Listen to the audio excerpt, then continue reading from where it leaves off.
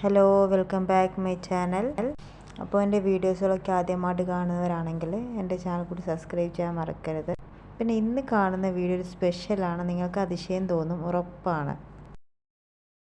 വെറും കുഞ്ഞു കുഞ്ഞു കല്ലുകളുടെ മുകളിൽ കൂടിയാണ് ഞങ്ങളിപ്പോൾ നടന്നു പോകുന്നത്. ഒരു സൈഡിലാണെങ്കിൽ തിരമാലകൾ ചെറുതായിട്ട് വരുന്നുണ്ട്, മറ്റേ സൈഡിൽ ഫുള്ള് ചെടിയാണ്. അപ്പോൾ ചെടികൾക്കിടയിലൂടെ നടക്കാൻ ഭയങ്കര ബുദ്ധിമുട്ടാണ്, നടക്കാനേ പറ്റില്ല. ഞങ്ങളൊരു 11 മണി സമയം ഉച്ചയ്ക്ക് ആ സമയത്താണ് പോയത്.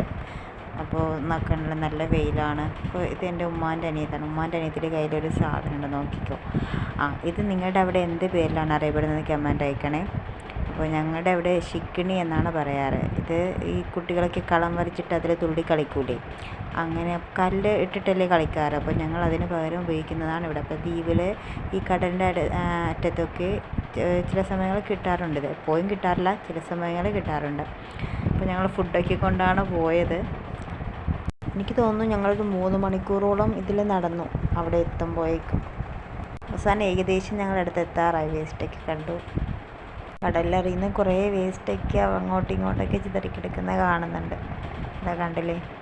അപ്പോൾ ഞങ്ങൾ ലാസ്റ്റ് എൻഡ് എത്താറായി. അവസാനം ഞങ്ങൾ ആ എൻഡ് കണ്ടു. അപ്പോൾ ഇതാ കണ്ടില്ലേ, ഈ 2 ദ്വീപിൻ്റെയും ഇടയ്ക്കിൽ കടലാണ്.